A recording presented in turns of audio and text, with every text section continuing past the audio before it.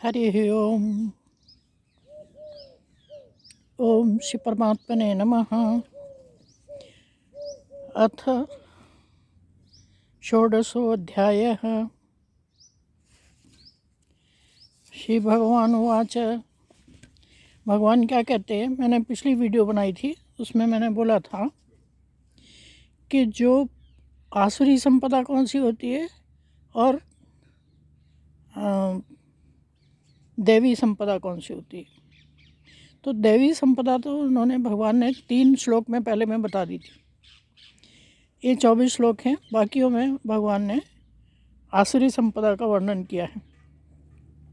आसुरी संपदा क्या होती है, तो हम पिछले उसमें अध्याय में पिछले वीडियो में कर रहे थे, और पिछले वीडियो से कनेक्टेड है ये वाला श्लोक भी, जिसमें उन्होंने भगवान ने बोला है कि जो अहंकार, जिनमें अहंकारी जो लोग होते हैं, जिनको बल का घमंड होता है, इच्छाएं बहुत होती हैं, कामनाएं बहुत होती हैं, क्रोध बहुत करते हैं, क्रोध के परायण रहते हैं, और जो दूसरों की निंदा करते हैं, ऐसे लोग वो खुद मेरी ही निंदा करते हैं, क्योंकि अंदर तो मैं ही बैठा हुआ हूँ, शरीर में स्थित मुझ अंतर्यामी की ये करते। प्रदुष्यंतो व्यसूयका मामात् परदेहेषु प्रदुष्यंतो अव्यसूयका। तो अब अगले श्लोक में बोल रहे हैं, 19वें श्लोक में, ये वो 18वां श्लोक था। तानहम दूषितः क्रूरान संसारेषु नराधमान क्षिपा में जस्त्र अशुभाना आसुरी स्वैव योनिषु। ऐसे लोगों को मैं क्या करता हूँ, जो अहंकार, बल, घमंड, कामना, क्रोध, दूसरों की निंदा करना, ऐसे लोग हैं जो आसुरी संपदा के लोग हैं, उनको मैं क्या करता हूँ,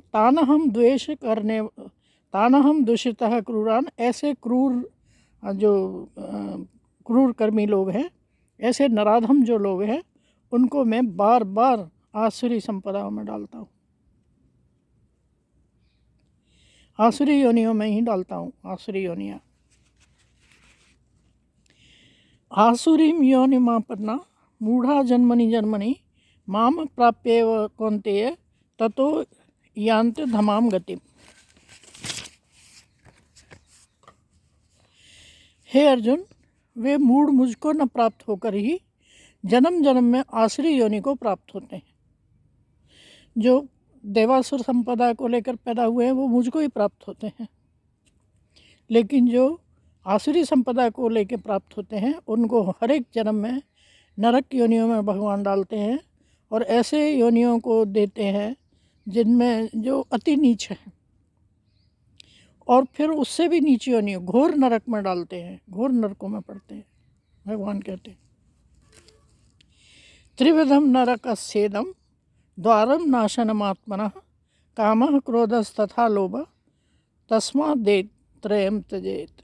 इसलिए क्या करना चाहिए, काम, क्रोध, लोभ, ये 3 जो नरक के द्वार हैं, इनको त्याग कर देना चाहिए, इनका त्याग कर देना चाहिए।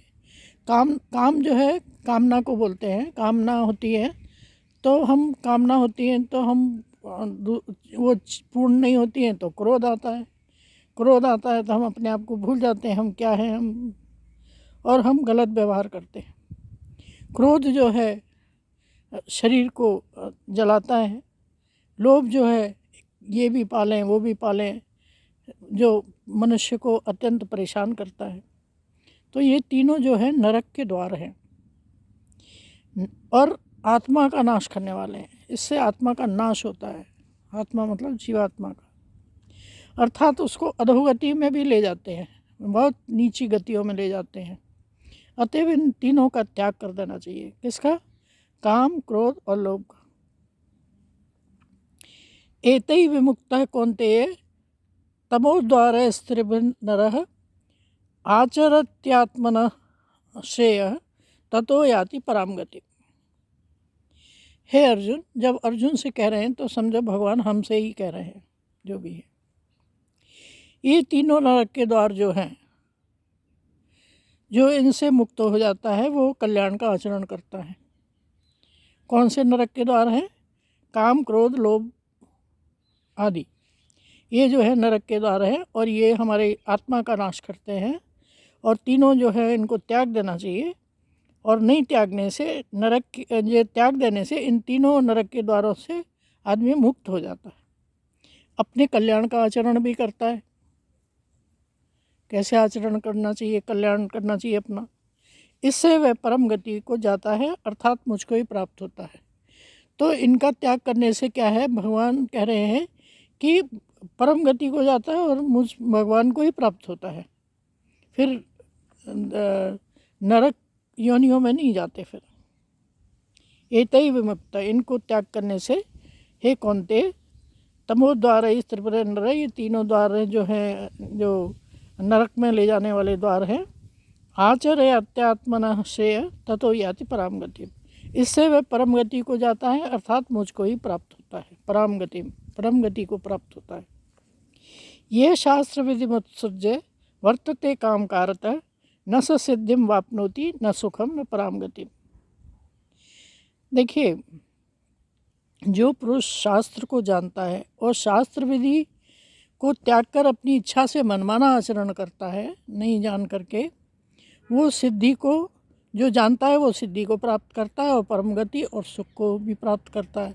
लेकिन जो शास्त्र की विधि, जो शास्त्र में जो विधि बताई हुई है, उसको त्याग कर अपनी इच्छा से मनमाना काम करता है, उसको नरक की गति मिलती है। लेकिन अगर शास्त्र विधि से काम करता है तो उसको परम सुख मिलता है, परम सिद्धि मिलती है और सुख मिलता है। तस्मात् छात्रम प्रमाणम ते कार्य कार्य व्यवस्थितो ज्ञात्वा शास्त्र विधानोक्तम कर्म कर्तुम मेहार्हसि। इसलिए अर्जुन क्या कर, तेरे लिए इस कर्तव्य और कर्तव्य की व्यवस्था में शास्त्र ही प्रमाण है।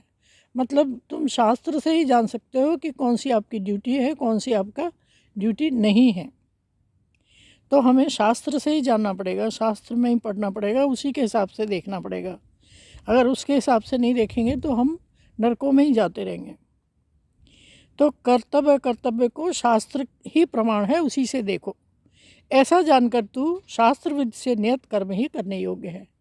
तो फिर शास्त्र भी ऐसा होगा तो फिर शास्त्र विधि से कर्म करेगा, शास्त्र को जान लेगा कि क्या कर्तव्य है क्या कर्तव्य है, ये जान लेगा तो शास्त्र के हिसाब से काम करेगा। नहीं तो अपनी मनमाना करेगा और इसमें आसुरी संपदाओं में, नरकों में, घोर नरकों में पड़ता रहेगा। इसीलिए शास्त्रों को जान, शास्त्र में जान कि कौन सी विधियां हैं जिनके हिसाब से हमें कर्तव्य करना चाहिए, और नहीं करेगा तो फिर परेशानी में पड़ जाएगा। तो ऐसा जानकर तू शास्त्र विधि से नियत कर्म ही करने योग्य। नियत कर्म मतलब जो ड्यूटीज़ हैं, हमें ड्यूटीज़ को करना ही चाहिए, जो ड्यूटीज़ हमारी दी हुई हैं हमारे शास्त्रों में कि इनको करना है, इनको नहीं करना है।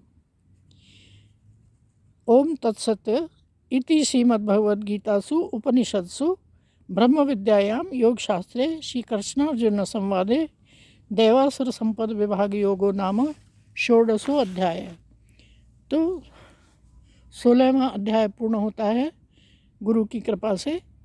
मेरे गुरु श्री चिन्मयानंद हैं, जिनकी कृपा से मैं गीता में इंटरेस्टेड हुई और गीता के ज्ञान की ओर आगे बढ़ी, भगवान के को जानने के लिए, अपने आप को जानने के लिए आगे बढ़ी।